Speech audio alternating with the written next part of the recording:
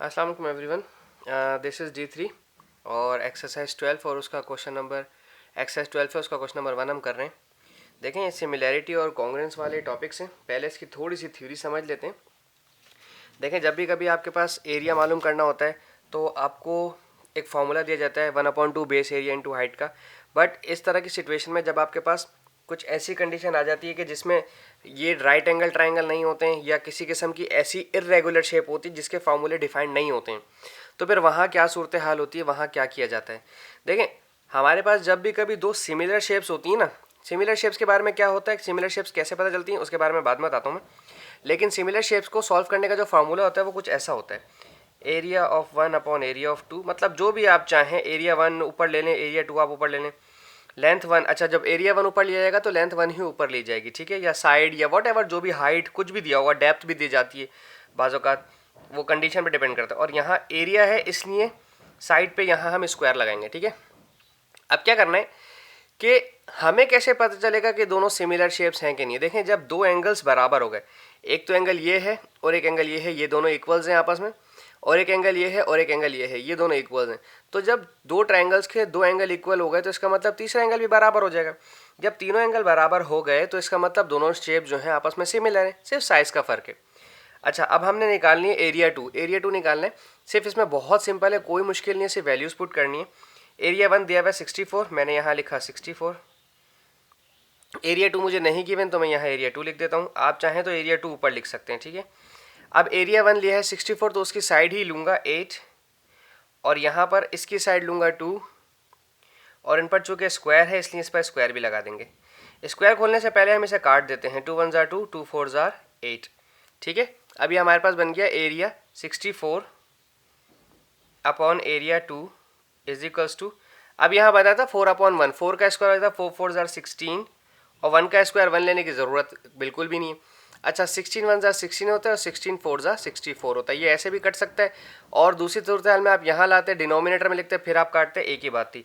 तो एरिया 2 कितना आ गया, 4 सेंटीमीटर स्क्वायर, ठीक है। यूनिट्स का ध्यान रखना है, यूनिट्स को देखते हुए सॉल्व करना है। ये हमारा पहला क्वेश्चन का पार्ट 1 था। अब पार्ट बी देखें, मैंने डायग्राम ऑलरेडी ड्रॉ की हुई है। हमने एरिया 1 मालूम करना है, एरिया 2, ये दोनों सिमिलर शेप्स हैं, देख लें दोनों ये कुछ सिलेंड्रिकल कुछ बन रही हैं, ये टेस्ट ट्यूब टाइप की हमारे पास, एक छोटी एक बड़ी है। हमने वही लिखना है एरिया 1 एरिया 2 अपॉन में, और दूसरी साइड पे साइड 1 लेंथ 1 या ब्रेथ 1, जो आपका दिल करे आप लिख सकते हैं, साइड भी लिख सकते हैं आप, ठीक है ना। ओके, एरिया 1 कितना है मेरे पास, एरिया 1 मुझे मालूम करना है। एरिया 2 है मेरे पास 0.6, मैंने यहाँ पर 0.6 लिख दिया, ठीक है जी। अब मैं दूसरी चीज़ इसमें लिख देता हूँ, जो दूसरी वैल्यूज़ हैं।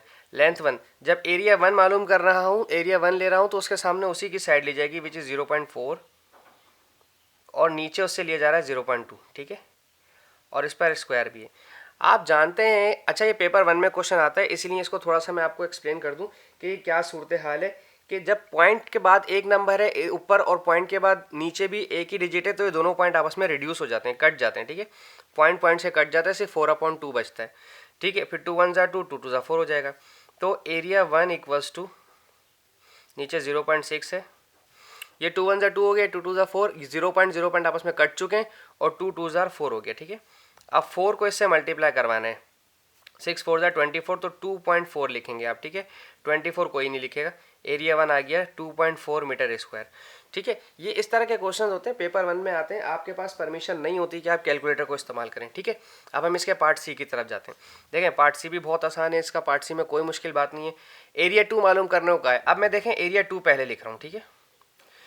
जब मैं एरिया 2 पहले लिख रहा हूँ तो एरिया 2 की ही साइड भी उसके सामने लिखूंगा और एरिया 1 उसके सामने ही उसकी साइड लिखूंगा। अच्छा, मैं यहाँ L2 कर देता हूँ ना, अभी मैं फार्मूला लिखा है, वैल्यूज़ नहीं पुट करी, ठीक है। जब जो वैल्यू लिख रहा हूँ, जो साइड ले रहा हूँ, जो एरिया ले रहा हूँ, उसके सामने उसी की साइड ले रहा हूँ, ठीक है।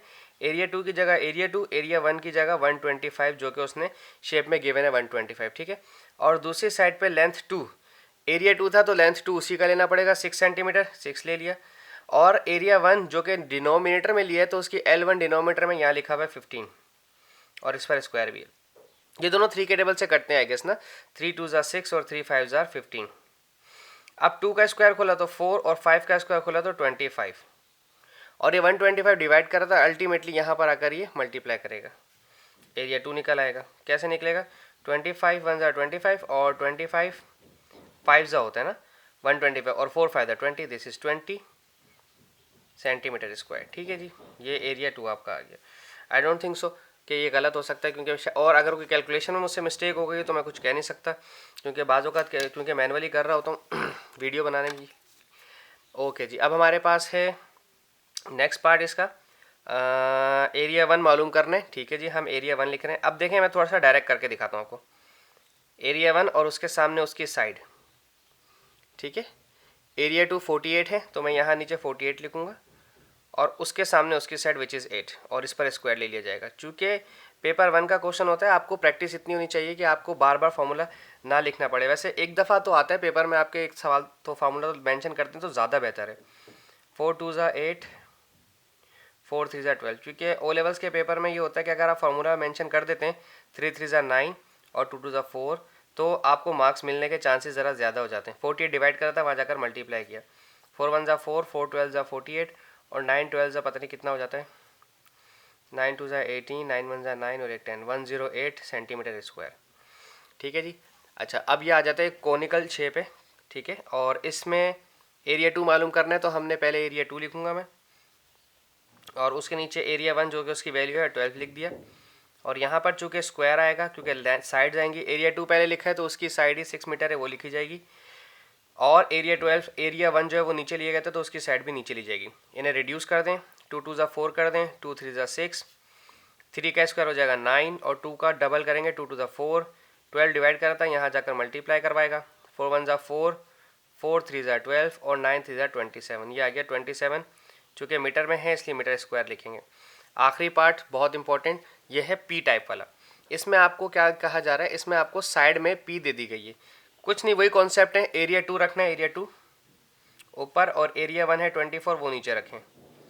एरिया 2 की जो साइड है वो है 3p और एरिया 1 की जो साइड है वो है 6p। कोई टेंशन नहीं है, इसको इस पर स्क्वायर डालें, p को p से काट दें, कट जाएगा। 3 1 ज़ा 3, 3 2 ज़ा 6। मैं जल्दी जल्दी इसलिए भागा रहा था क्योंकि मुझे यहाँ तक पहुँचना था। 2 का स्क्वायर 4, मैं कोशिश करता हूँ वीडियो ज़्यादा बड़ी ना हो। 24 डिवाइड करें, यहाँ कर मल्टीप्लाई करेगा, 4 1 ज़ा 4, 4 6 ज़ा 24। सो एरिया 2 कितना आ गया आपके पास, 6 सेंटीमीटर स्क्वायर। तो इसमें कोई रिलेशन लगाने की कोशिश मत कीजिएगा कि ये होता है तो ऐसा होता है, ये होता है तो ऐसा होता है। फार्मूला प्लेस करें, जो फार्मूला होता है हम फार्मूले को ही फोकस करेंगे। ठीक है जी, आई होप आपको वीडियो पसंद आई हो। वीडियो पसंद आए, कुछ समझ आया तो कमेंट करें, शेयर करें और वीडियो को चैनल को सब्सक्राइब करें। Thank you so much.